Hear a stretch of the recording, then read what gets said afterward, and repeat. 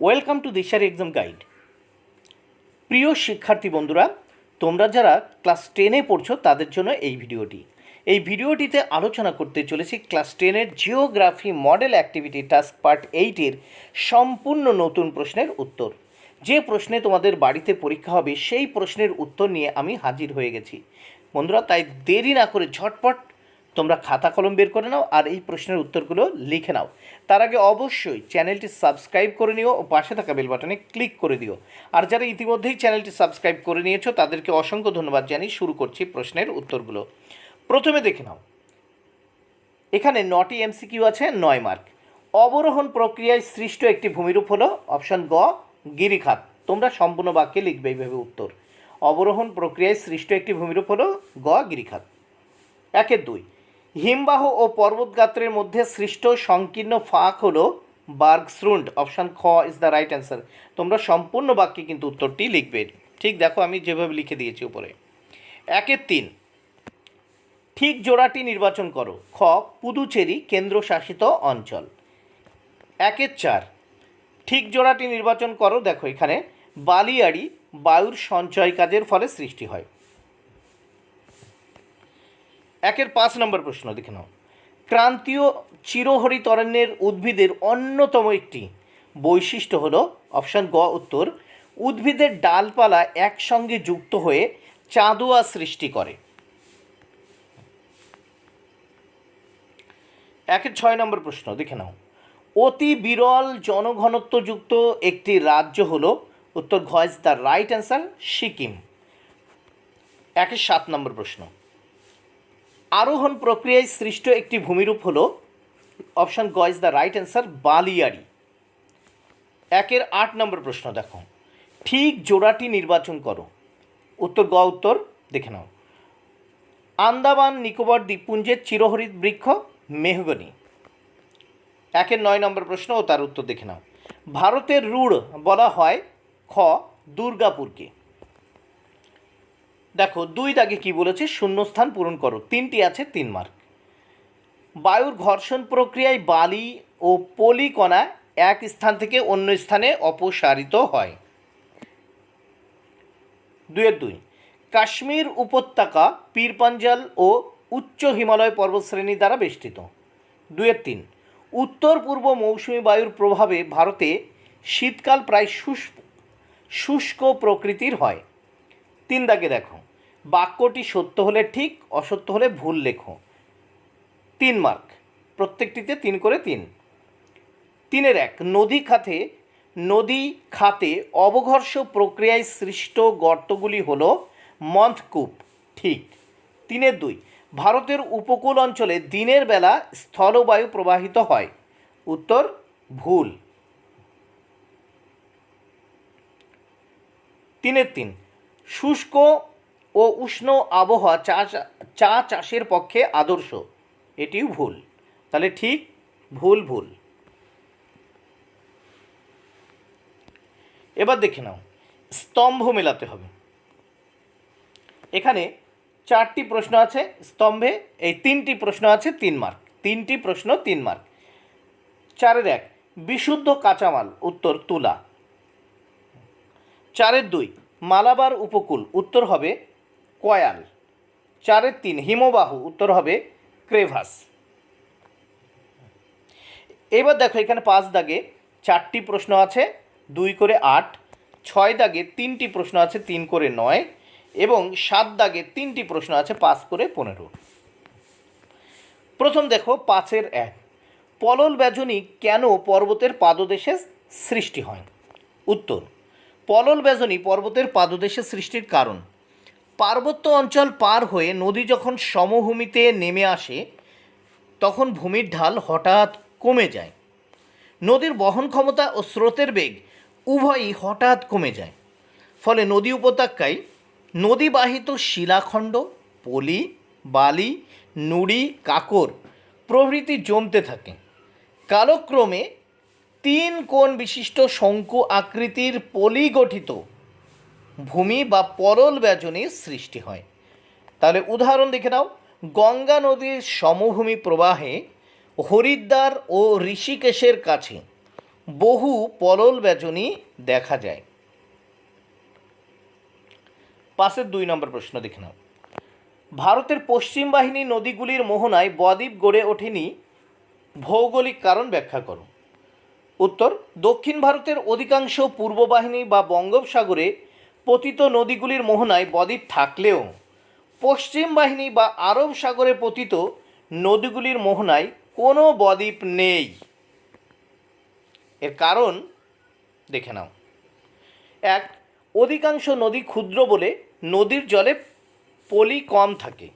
2, নর্মদা ও তাপ্তি অপেক্ষাকৃত বড় নদী, কিন্তু এই নদী দুটির মোহনাতেও বদ্বীপ নেই, কারণ নদী দুটির স্রোত খুব বেশি, ফলে নদীর মুখে পলি সঞ্চিত হয়ে বদ্বীপ গঠনের অনুকূল পরিবেশ সৃষ্ট হয় না।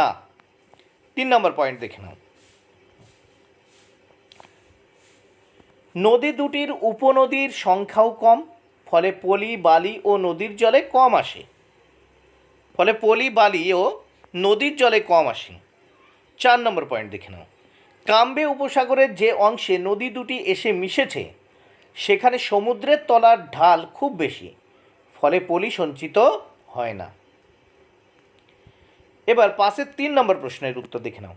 অক্ষাংশ ভেদে হিমরেখার উচ্চতা ভিন্ন হয়, ভৌগোলিক কারণ ব্যাখ্যা করো। উত্তর, ভূপৃষ্ঠে যে সীমারেখার নিচে বরফ গলে যায় বা যে সীমারেখার উপর বরফ গলে না তাকে হিমরেখা বলে। ঋতুভেদে হিমরেখার উচ্চতার পার্থক্য হয়। শীতকালে বায়ুর উষ্ণতা হ্রাস পাওয়ার ফলে হিমরেখা কিছুটা নিচের দিকে নেমে যায়, একে অস্থায়ী হিমরেখা বলে। ভূপৃষ্ঠে যে উচ্চতার ওপর বরফ কখনো গলে না তাকে স্থায়ী হিমরেখা বলে। হিমরেখার অবস্থান অক্ষাংশ, ভূমির ঢাল, ভূমির উচ্চতা, ঋতু পরিবর্তন প্রভৃতি প্রাকৃতিক কারণের উপর নির্ভর করে। ভূপৃষ্ঠে উচ্চ অক্ষাংশে বায়ুর উষ্ণতা কমে, কারণ অক্ষাংশ ভেদে সূর্যরশ্মির পতন কোণের তারতম্য ঘটে। এই কারণে বিভিন্ন অক্ষাংশে সমুদ্র সমতলে বায়ুর উষ্ণতার তারতম্য লক্ষ্য করা যায়।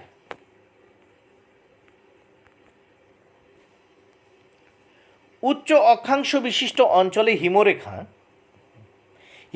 সমুদ্র সমতলে অবস্থান করে, কিন্তু অক্ষাংশের মান যত কমে হিমরেখার উচ্চতা তত বৃদ্ধি পায়।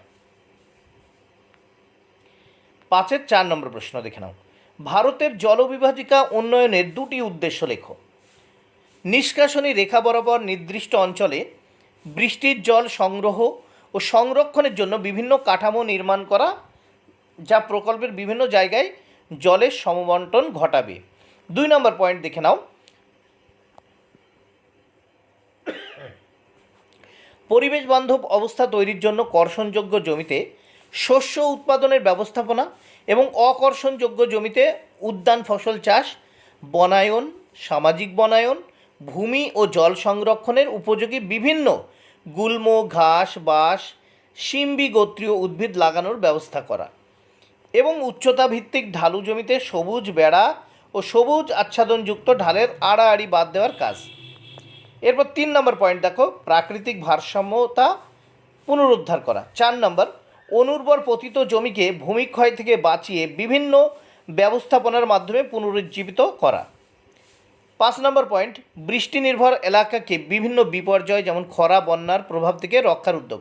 বন্ধুরা, তোমরা বেশি পয়েন্ট লেখার দরকার নেই, 3টি পয়েন্ট লিখবে, এখান থেকে অনেকগুলো পয়েন্ট করেছি। ঢালু জমিতে বিভিন্ন ধরনের চাষাবাদ পদ্ধতির দ্বারা বহমান জলের গতিবেগ কমিয়ে ভূমিক্ষয় রোধ এবং মাটি ও জল সংরক্ষণ।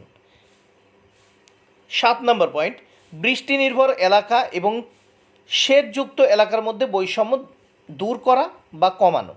8 নম্বর পয়েন্ট আর বলছি না, এখান থেকে মাত্র 3টে পয়েন্ট তোমরা লিখো। এবার দেখে নাও 6 নম্বর প্রশ্ন ও তার উত্তর। ধাপ চাষ 6-এর 1 নম্বর প্রশ্ন। ধাপ চাষ, ফালি চাষ ও সমোন্নতি রেখা বরাবর চাষের মাধ্যমে কিভাবে মৃত্তিকা ক্ষয় প্রতিরোধ করা সম্ভব? উত্তর, ধাপ চাষ, ফালি চাষ ও সমোন্নতি রেখা বরাবর চাষের মাধ্যমে মৃত্তিকা ক্ষয় প্রতিরোধ করার উপায়গুলি সম্পর্কে আলোচনা করা হলো। প্রথমে দেখে নাও ধাপ চাষ। পার্বত্য অঞ্চলে পাহাড়ের ঢাল বরাবর সিঁড়ির মতো ধাপ কেটে চাষ করার পদ্ধতিকে ধাপ চাষ বলা হয়। এই ধাপ চাষের ফলে পাহাড়ের ঢাল বরাবর বৃষ্টির জল অতি দ্রুত নিচে গড়িয়ে যেতে পারে না, সেজন্য মৃত্তিকা ক্ষয় কম হয়। 2 নম্বর দেখো ফালি চাষ। মাঝারি ঢালু পাহাড়ি অঞ্চলে পাহাড়ের ঢাল বরাবর সমান্তরালে সারিবদ্ধভাবে পরপর শস্যের চাষকে ফালি চাষ বলে। যে সমস্ত অঞ্চলে জমিগুলি সমানভাবে একই দিকে বিস্তৃত, সেই সমস্ত স্থানে মৃত্তিকা ক্ষয়রোধের অন্যতম পদ্ধতি হল ফালি চাষ। এবার দেখো সমোন্নতি রেখা বরাবর চাষ। সমোন্নতি রেখা বরাবর চাষ। সমোন্নতি রেখা বরাবর চাষও পাহাড়ি অঞ্চলে ভূমিক্ষয় রোধে গুরুত্বপূর্ণ ভূমিকা পালন করে। এক্ষেত্রে অনেক দূর পর্যন্ত বিস্তৃত পাহাড়ি অঞ্চলে সমান উচ্চতাযুক্ত অঞ্চলগুলি চিহ্নিত করে সেই ঢাল বরাবর বাঁধ নির্মাণ করা হয়। এইভাবে সমোন্নতি রেখা বরাবর নির্মিত দুটি বাঁধের মধ্যবর্তী স্থানে জল সঞ্চয় করে চাষ করার পদ্ধতিকে সমোন্নতি রেখা বরাবর চাষ বলে। এই সমোন্নতি রেখা বরাবর চাষে বাঁধ দিয়ে মৃত্তিকা ক্ষয়কে ব্যাপক আকারে রোধ করা সম্ভব হয়। এবার দেখে নাও 6-2 নম্বর প্রশ্ন ও তার উত্তর। নদী উপত্যকা হিমবাহ উপত্যকার মধ্যে পার্থক্য লেখো নিম্নলিখিত পয়েন্টের ভিত্তিতে। দেখো অবস্থান, আকৃতি মানে উপত্যকার আকৃতি আর সৃষ্টির প্রক্রিয়া। তোমরা এই সৃষ্টির প্রক্রিয়া উপরে লিখবে, তারপর তোমরা লিখবে এই অবস্থান, তারপর উপত্যকার আকৃতি। এইভাবে তোমরা কিন্তু পরপর লিখবে। আমি যেটা একবার নিচে লিখেছি দেখো। প্রথমে অবস্থান সম্পর্কে আলোচনা করি। ভূপৃষ্ঠের প্রায় সর্বত্র দেখা যায় নদী উপত্যকা। হিমবাহ উপত্যকা দেখে নাও শুধুমাত্র উচ্চ অক্ষাংশ ও সুউচ্চ পার্বত্য অঞ্চলে দেখা যায়। উপত্যকার আকৃতি। আকৃতি দেখে নাও উপত্যকার আকৃতি। পার্বত্য অঞ্চলে ইংরেজি ভি ও আই আকৃতির হয়। পার্বত্য অঞ্চলে ইংরেজি ভি ও আই আকৃতির হয়। কি হয়? উপত্যকার আকৃতি। আর পার্বত্য অঞ্চলে ইংরেজি ইউ আকৃতির হয়। সৃষ্টির প্রক্রিয়া দেখো কিছুটা খাড়া ও গভীর এবং ক্রমশ অগভীর ও প্রশস্ত হয়। এগুলি অমসৃণ ও চকচকে হয়।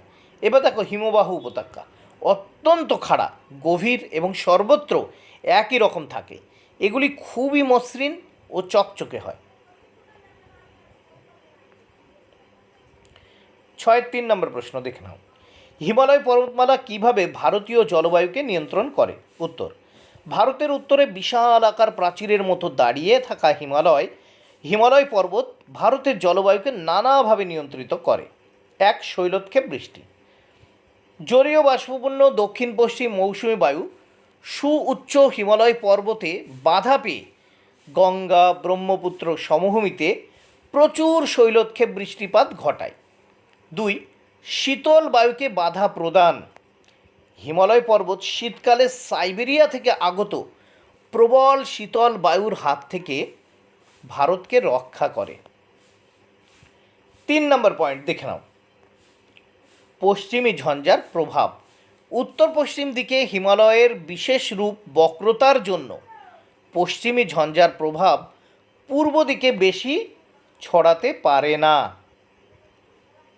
4 নম্বর পয়েন্ট দেখে নাও। বৃষ্টিপাত ও তুষারপাত। এই অঞ্চলে অল্প উচ্চতা বিশিষ্ট স্থানসমূহে বৃষ্টিপাত হয় এবং অধিক উচ্চতা বিশিষ্ট স্থানসমূহে তুষারপাত হয়। 5 নম্বর পয়েন্ট দেখো। মৌসুমি বায়ুর নিয়ন্ত্রক। হিমালয় পর্বত ভারতের মৌসুমি বায়ুর গতিপথ নিয়ন্ত্রণ করে। এবার দেখে নাও 7-1 নম্বর প্রশ্ন। হিমবাহের সঞ্চয় কাজের ফলে গঠিত বিভিন্ন প্রকার গ্রাবরেখার সচিত্র বর্ণনা দাও, মানে চিত্রসহ। উত্তর, হিমবাহ ক্ষয়কাজে যে সকল পদার্থ সৃষ্টি হয়, হিমবাহ ক্ষয়কাজে যে সকল পদার্থ সৃষ্টি করে, হিমবাহ ক্ষয়কাজে যে সকল পদার্থ সৃষ্টি করে সেগুলি পর্বত ও পর্বতের পাদদেশে সঞ্চিত হয়। হিমবাহ নিজে এবং জলধারার সাথে মিলিতভাবে কাজ করে পদার্থের সঞ্চয় ঘটায়। হিমবাহের সঞ্চয় কাজে সৃষ্ট ভূমিরূপ গ্রাবরেখা। দেখো, হিমবাহ ক্ষয়জাত পদার্থগুলিকে হিমবাহের সাথে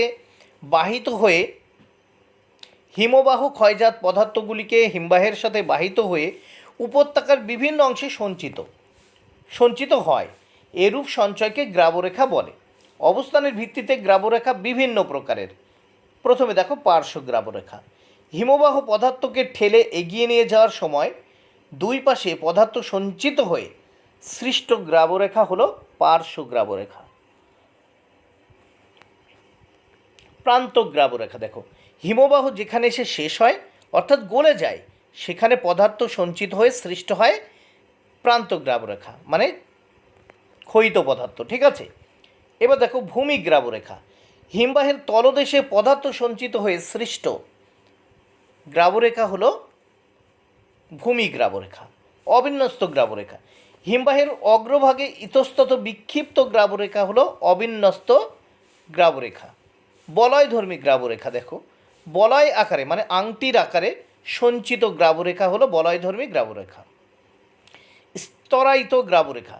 সমুদ্রের তলদেশে সঞ্চিত গ্রাবরেখাকে স্তরায়িত গ্রাবরেখা বলে। এবার দেখো বিভিন্ন প্রকার গ্রাবরেখার একটু মানে তোমরা যে মেন যে গ্রাবরেখাগুলো হচ্ছে বিভিন্ন ধরনের গ্রাবরেখা তার চিত্র দেখে নাও। এখানে দেখো বিভিন্ন প্রকারের গ্রাবরেখা। পার্শ্ব, এখানে প্রান্ত গ্রাবরেখা দেখতে পাচ্ছ, মাঝখানে মধ্য গ্রাবরেখা এবং বাঁদিকে তোমরা দেখতে পাচ্ছ যে পার্শ্ব গ্রাবরেখা, দুই পাশে যে গ্রাবরেখার সৃষ্টি হয়েছে। এবার দেখো 7-2, ভারতের কোন অঞ্চলে অধিকাংশ কফি উৎপাদন করা হয়? এই বাগিচা ফসল চাষের অনুকূল প্রাকৃতিক পরিবেশের বর্ণনা দাও। উত্তর, ভারতের কফি উৎপাদনে অধিকাংশ দক্ষিণ ভারতের নীলগিরি পার্বত্য অঞ্চলে কেন্দ্রীভূত। এছাড়া ভারতের কর্ণাটক প্রথম, কেরল দ্বিতীয়, তামিলনাড়ু তৃতীয়, এই 3টি রাজ্যে সর্বাধিক কফি উৎপাদিত হয়। তাহলে হয়ে গেল উত্তর। তোমরা আরও একটু লিখতে পারো এছাড়া। দেখো, এছাড়াও অন্ধ্রপ্রদেশের বিশাখাপত্তনমের আরাকু ভ্যালি উপত্যকায় কফি উৎপাদিত হয়। কর্ণাটক রাজ্যে দেশের মোট কফি উৎপাদনে 3/4 উৎপাদিত হয়। এতটা লেখার দরকার নেই, সর্বাধিক কফি উৎপাদিত হয় এই পর্যন্ত লিখলেই হবে। তোমরা জাস্ট এই পর্যন্ত লিখবে, এইটুকু লিখলেই কিন্তু উত্তর কমপ্লিট হয়ে যাবে এই বক্সের ভিতর যেটুকু লিখলাম। তারপর এর সঙ্গে আর একটা অংশ আছে এই প্রশ্নে, 7-2 প্রশ্নে। দেখো, এই বাগিচা ফসল চাষের অনুকূল প্রাকৃতিক পরিবেশের বর্ণনা দাও। প্রথমে দেখো, জলবায়ু কফি চাষের জন্য উষ্ণ ও আর্দ্র জলবায়ু উপযোগী। তাহলে দেখো জলবায়ু, এখানে কোলন চিহ্ন দেবে তোমরা, ঠিক এইভাবে। জলবায়ু, কফি চাষের জন্য উষ্ণ আর্দ্র জলবায়ু উপযোগী। এক, উষ্ণতা 20 থেকে 30 ডিগ্রি সেন্টিগ্রেড উষ্ণতা কফি চাষের পক্ষে আদর্শ। উঁচু জমিতে 20 থেকে 25 ডিগ্রি সেন্টিগ্রেড উষ্ণতা ও নিচু জমিতে 20 থেকে 32 ডিগ্রি সেন্টিগ্রেড, এখানে গ্রড লেখা হয়েছে, তোমরা সেন্টিগ্রেড লিখবে, উষ্ণতা কফি চাষের জন্য আদর্শ। বৃষ্টিপাত 150 থেকে 250 সেমি বৃষ্টিপাত কফি চাষের জন্য প্রয়োজন হয়। গাছের ফল ধরার জন্য নিয়মিত বৃষ্টিপাত প্রয়োজন হয়। এবার দেখো আর্দ্রতা ও কুয়াশা, এখানে কিন্তু কোলন চিহ্ন দেবে। আর্দ্রতা ও কুয়াশা কফি চাষের বৃদ্ধিতে সাহায্য করে, কফি গাছের বৃদ্ধিতে সাহায্য করে। এই জন্য সামুদ্রিক আর্দ্রতায় দক্ষিণ ভারতের কফি চাষ ভালো হয়। পরের পয়েন্ট, সূর্য কিরণ দেখে নাও। কফি পাকার জন্য এবং সংগ্রহ করার সময় প্রখর সূর্য কিরণ যুক্ত রৌদ্রোজ্জ্বল আবহাওয়ার প্রয়োজন হয়। তুষারপাত ও ঝড়, দেখো তুষারপাত ও ঝড় কোলন চিহ্ন দেবে এখানে, ঠিক আছে।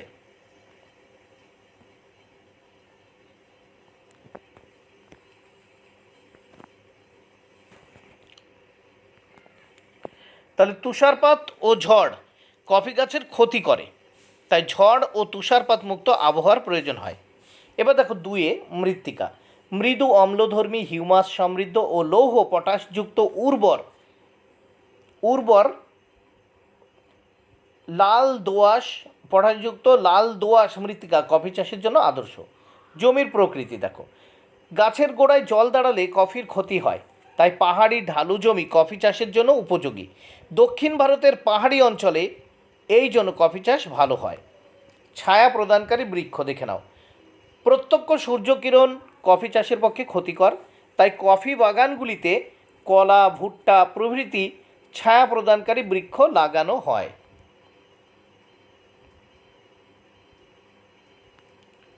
এরপর 7 3 নম্বর প্রশ্ন দেখে নাও,